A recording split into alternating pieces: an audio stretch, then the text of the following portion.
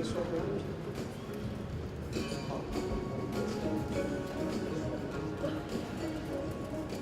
That's fine, I think. Okay, so I thought that as well as having our panelists, we'd also invite the social entrepreneurs up here. And to start off with, we'll get some feedback from our four panelists on what they've just heard. So we heard 5 examples of, which I think really, I think expresses the diversity of social enterprise activity that is taking place across Greater China, and also one country in Southeast Asia as well, with Indonesia. So perhaps I will hand over to our panelists who have the microphones, since they have the microphones already. And we'll start off with Martin, and Martin's business from Indonesia. So perhaps I can ask one of you guys to start off with an overview of feedback and thoughts on what you heard this morning. Yeah, I think it's a really impressive enterprise, social enterprise. I think it's important to define what the social impact is going to be, and then to be able to measure it. And if the social impact is on the lives of the farming community, that is as important as it is in building a brand and a business. So you have to keep that at the back of your mind when you're developing your business, and measure it. There's also the question, if you start scaling up, whether you scale up geographically to have more farmers in more areas, or whether you try and scale up the impact locally. So you've got those 2 choices. You can do both of them, but you need to be clear in your mind that you have those choices to make as a social enterprise. It's not just a business to grow a business. Okay, thank you. Martin, any response to that, or do you want some time to think? Thank you. In my product, that our farmer get the insurance that we calculate to our artisan get the insurance to social fund from our product price, that and it reflection with our farmers too get the insurance, and our product is get the story about our condition of our farmer and our artisan, and our address, our place in North Moluccas, like that. Yes, I think I think it's the impact of the social, that the people know about problem, and what our product is the solution, that our commodity, our potential can be have the social and economic value, like that. Mm-hmm. Thank you. Okay. Okay. So, secondly, we heard from Linda, and perhaps I can ask one of our other panelists who might want to make some comments on the business there. Again, I thought it was really, really impressive what you've achieved so far. The question that I wanted to ask really was around where the income stream is for your organisation. I think from what I could gather that there was a mixture, primarily though, that it was sort of government funded or grant funded or philanthropically funded.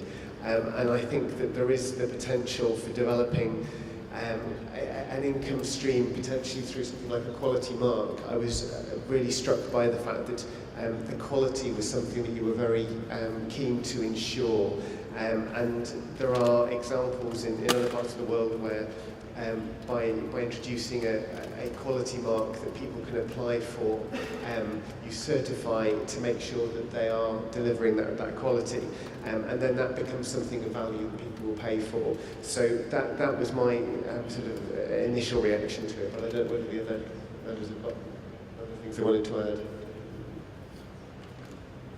So, Linda, Michael, do you want to go? Yeah, I'd just like to sort of build on that. I think Linda needs to develop a business model for both the organisation, but also for the EDCs that she wants to set up. And I think that one needs to measure not just the quality of the training as a provider, but the quality of the training as it is delivered locally. And you need to do some sort of impact evaluation of that training as a regular feature of your work and as a cost that you include in your business model. So how do you quality assure as the model cascades into local communities, Linda? How would you respond to that question? Can I answer your question with Mandarin? Sure. The first question, how to expand the income, the models of income. 是的，我们到现在为止，我们的收入模式一方面是来自于 sponsors， 一方面有 government 一部分 funding， 因为他们委托我们做项目或者是做培训。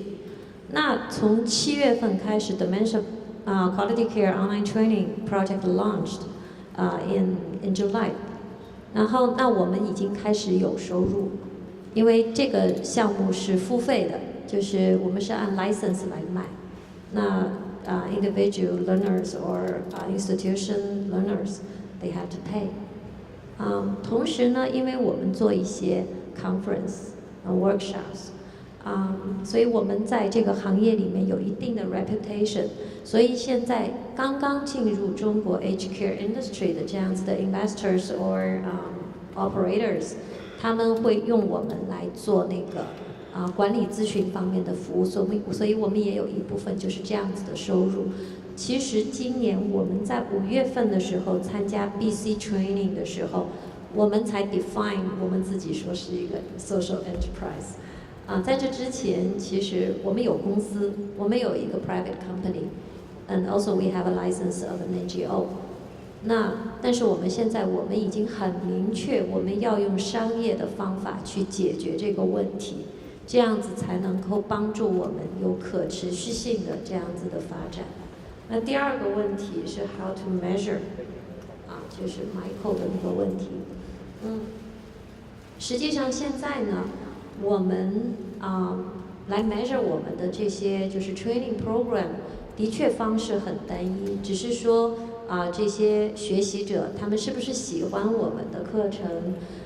他们是不是觉得这个课程很有用？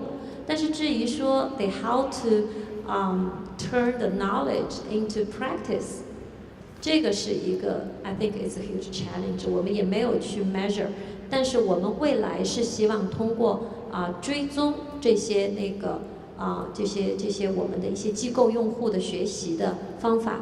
看看，就是说 dementia care 在他们的真正的运营的过程中，他们得到的 training 是不是帮助他们的这些 care worker 更多的增长照顾痴呆老人的这样的信心和能力，然后是不是在那个比如说留住员工的那个，就是因为现在大家知道，在中国养老机构员工的流失率是非常高的。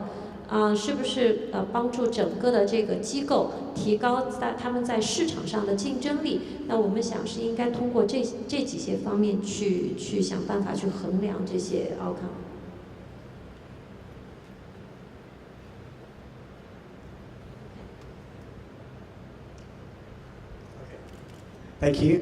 Is there any translation? Not for the last bit. Okay. Linda, could I ask just the last 2 minutes? Could you just could you also describe in English as well for us? I think the first part was translated.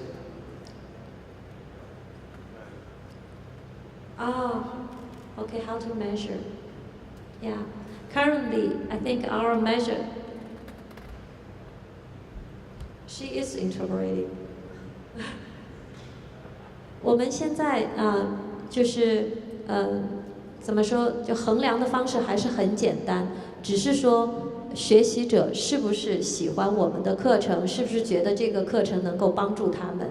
那现在从这个角度来评价的话是不错的，因为几乎所有看过我们课程的那些就是用户都很喜欢这个课程。但是的确以后在未来的工作中，我们必须把这个课程是不是给那个机构的那个运营和他们的那个就是员工的这个员工的保留等各个就是管理层面，是不是能够真正起到作用，是我们应该放入未来的这个衡量模式里面，也是我们现在在目前开展管理咨询业务的时候，因为我们把培训作为管理咨询业务的一部分，然后也要放入这个衡量体系。Okay, thank you. So I think that we will perhaps get a perspective on the next social enterprise that we heard from, so Jiawei. Perhaps I can ask either Warren or Adam for some comments on the third one that we heard from this morning. Yeah, so I think my comments are actually maybe applicable across the board.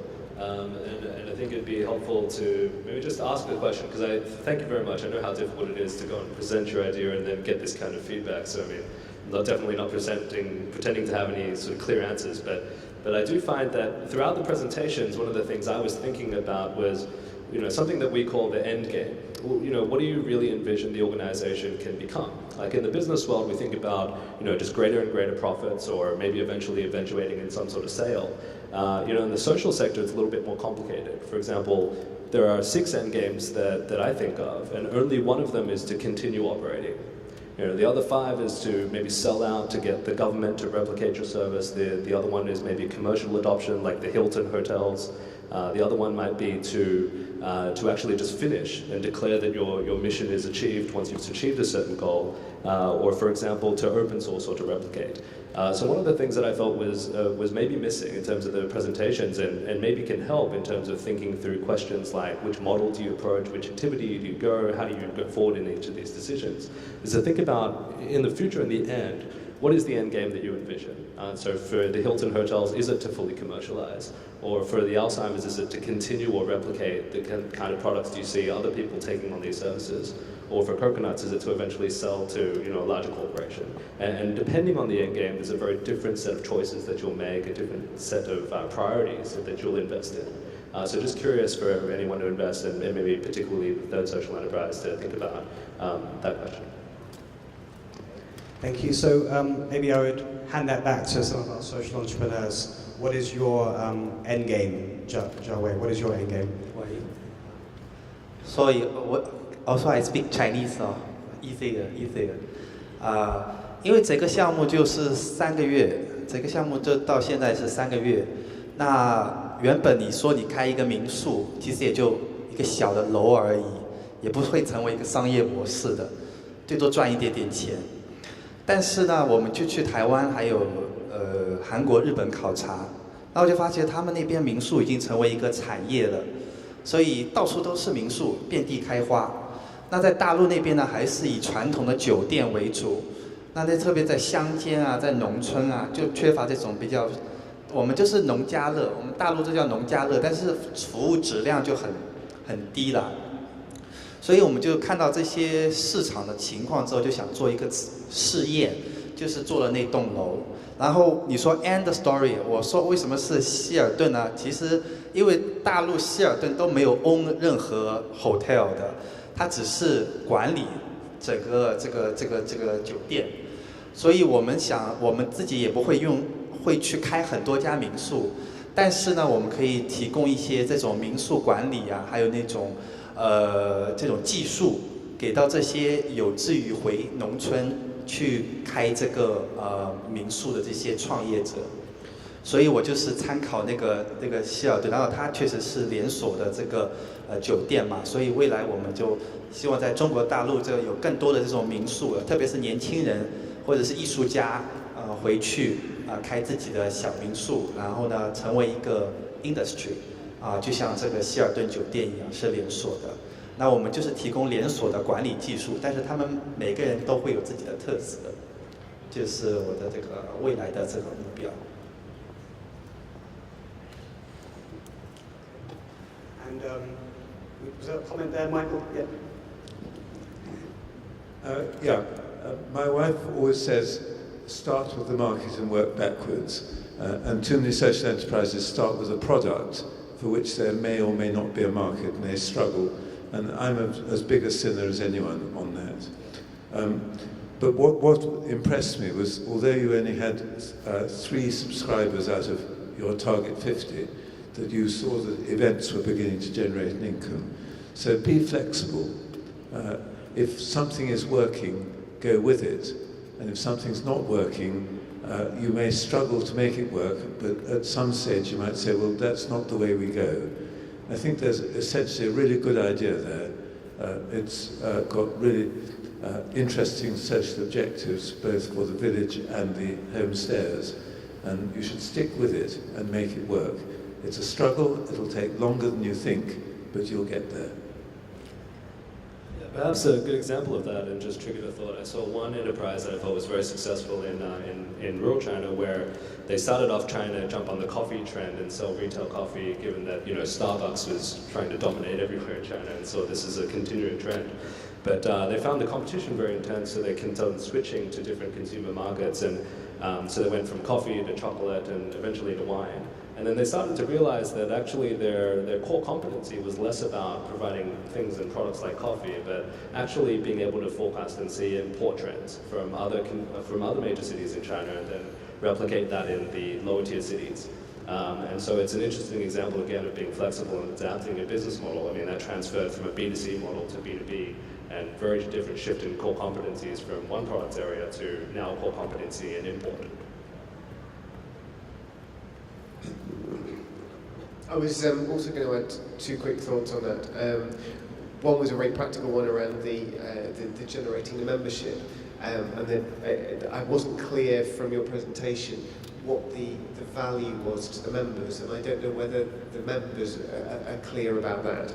So if you can prove the value of your membership to the members, then it may be a question that you need to offer a discounted membership or something to start with whilst you prove that value, and then be clear about it being a discount for a first year or something like that. And the second thing was just it would be worth a quick internet search on Le Mat, which is a social franchise of hotels that started, I think, in Italy. It's not the same model at all, but it's an interesting one because they actually provide employment for people with disabilities, and they were successful in Italy, and then they franchised that model to other countries in Europe, to Sweden, I think, and some others. So just as a hotel social franchise, it's worth looking at. Thank you. Maybe I'll hand over to our 2 social entrepreneurs here, Yu Ong and Ji Gong. Any response to the idea of longer term or end game for your social enterprise? Any thoughts on that question?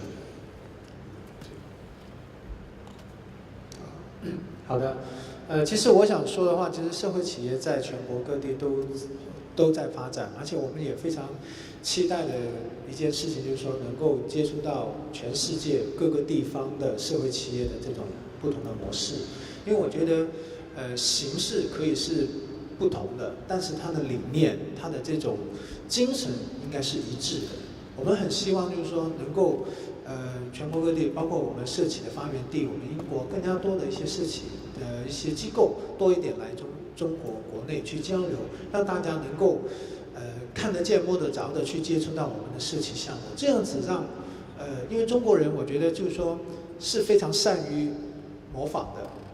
非常善于模仿的一个国家的民族，所以当他看到一些东西，他会用他自己的思维去把这个东西变成我们中国自己的东西。所以我更加希望就是说，社企它可以有这样的一个方法去在中国推广。谢谢主持人。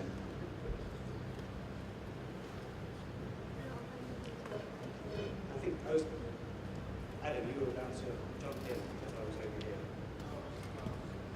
So just and I've got after that I want to follow up on your question about imitation. I'm interested to hear some response from social franchises on that and the risks in China. But I'll ask Adam first.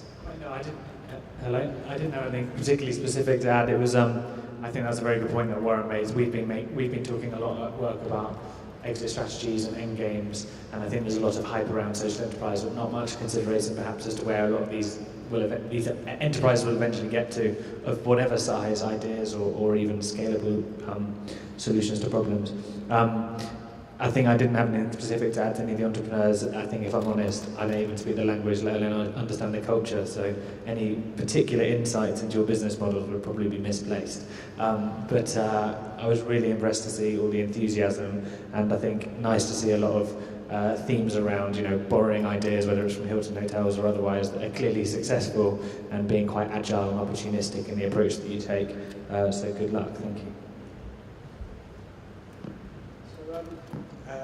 I've just got one question for the franchise, and then we'll hear perhaps from social entrepreneurs again in this question, but it was linked to your comment around the Chinese love of imitation.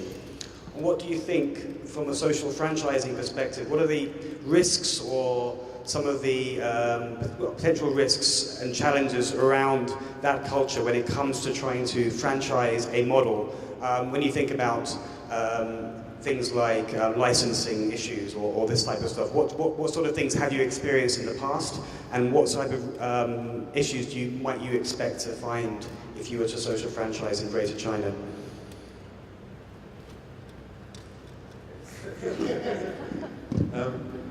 In some way, stealing people's ideas is good, because it shows that your ideas are worthwhile.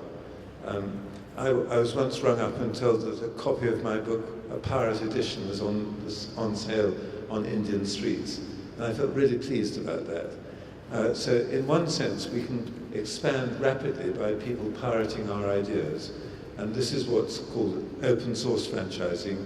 And the challenge there is to try and build a network of collaboration. So in the UK, for example, we've got city farms which take urban wasteland and turn them into recreational and educational projects for children.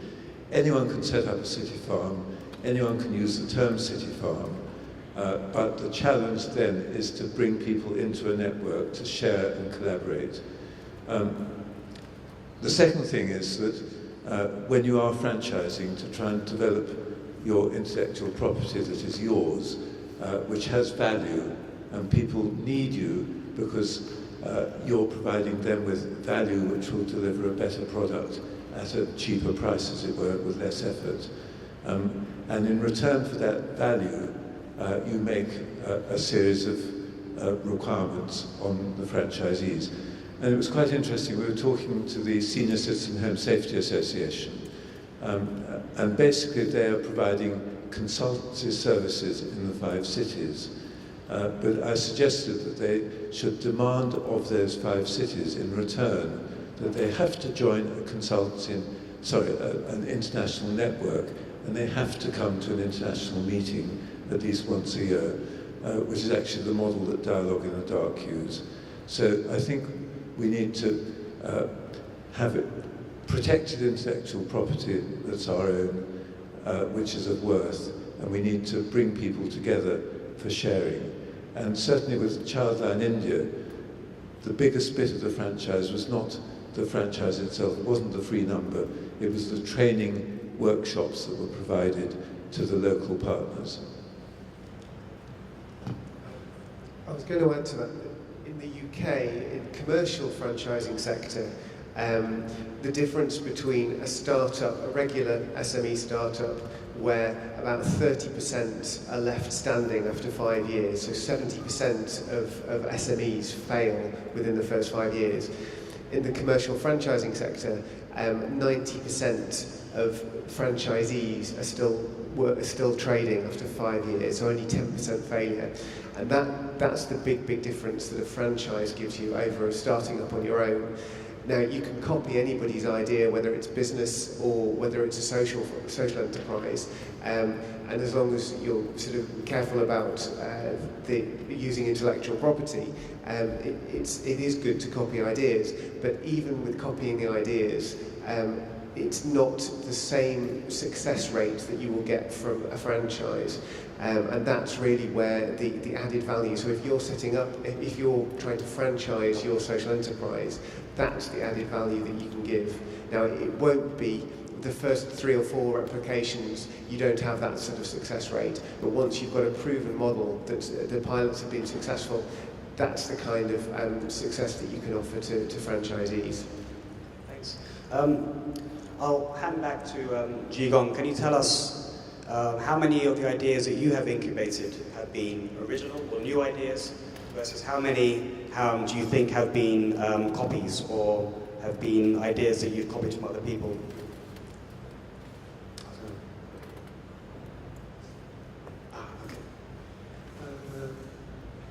Okay. 到目前为止，我们现在正在做的社会企业的一个项目，我们真的孵化的一个项目是大概去到有12家，这里涉及到农业、动物保护，涉及到像梁浪大哥的咖啡店，然后还有清洁公司，然后还有专门生产无公害的豆芽菜的等等，各种行业都会有，各种行业都会有。然后我们现在的一个想法就是说，其实在这个过程当中，刚才我可能表达的有一点点的一个歧义啊，我们说的模仿，它并不是直接的复制，而是就是说结合了当地的一个实际情况之后，创造性的去把一些东西进行一个引入。我想说的是一种学习的一种姿态啊，对。然后在这个过程当中，其实确实也有，之前我们在香港有参加过那个黑暗中对话的这个体验馆的一个项目。其实，在国内也有很多的一些残疾人的一些机构，他们也想做类似的东西，但是我们发现就是说，他能够学到的只是他的外在的这种形式，他没有把他的这种精神、这种内涵、这种内在的这种东西能够复制回去。所以我们想就是说，复制一种形式其实是很容易，但是你要把它真正的核心的东西、精神的东西、理念的东西要学到，这才是真正的复制。这是我想说的。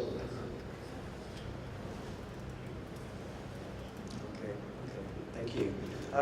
Jürgen, maybe we could just hear some reflections from you on how some of these ideas that you've heard might be applicable in your business if you were looking to scale or looking to expand your social enterprise.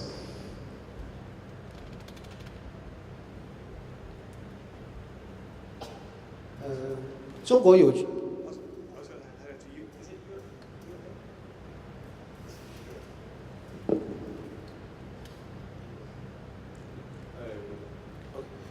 其实是我听到蛮多很好的一些意见，因为其实在我们来讲的话，我们其实是一个比较小型的一些咖啡店。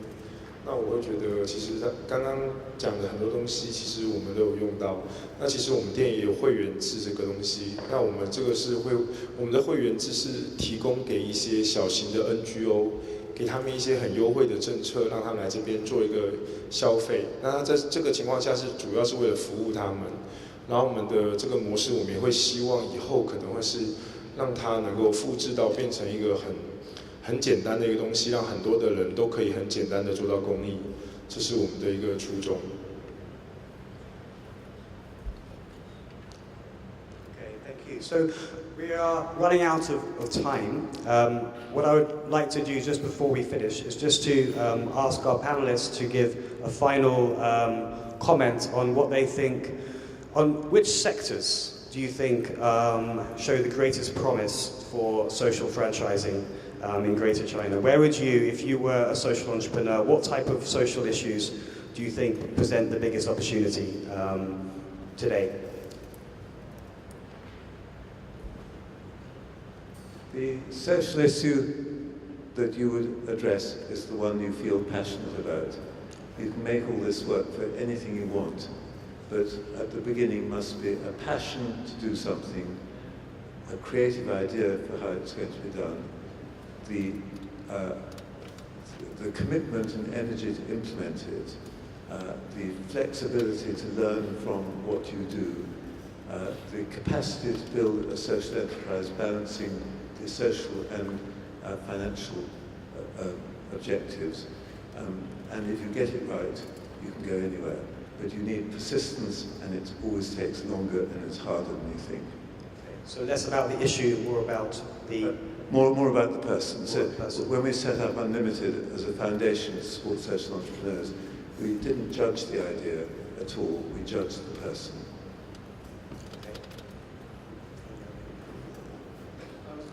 My experience of China is now 5 hours old, so I don't really feel qualified to talk about the opportunities in China. But what I would say is, from a UK perspective, the commercial franchise world, I think, has a lot to offer the social enterprise world. So there are many commercial franchises that are successful businesses that could be used for social purpose, and I wonder whether that might also be true in China.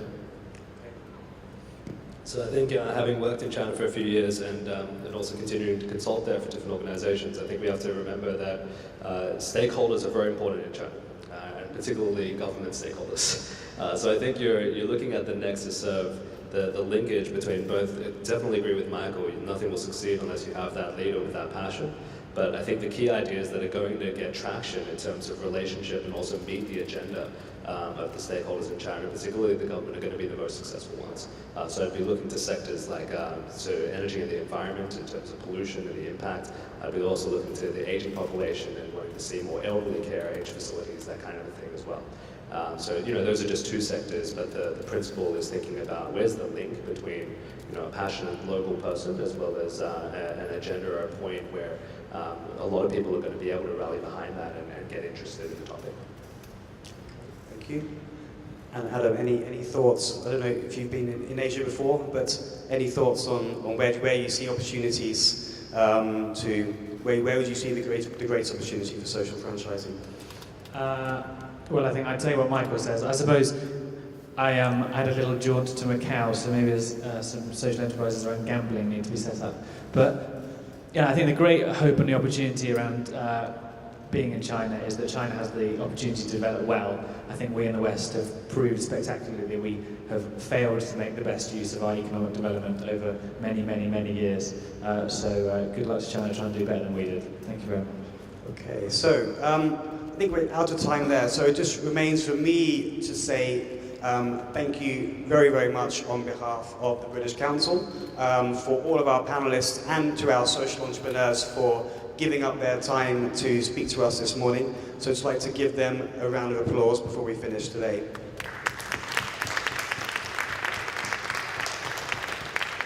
And to say we look forward to seeing you all next year and hearing how your social enterprise journeys are hopefully flourishing and scaling across Greater China and Southeast Asia as well. So thank you very much.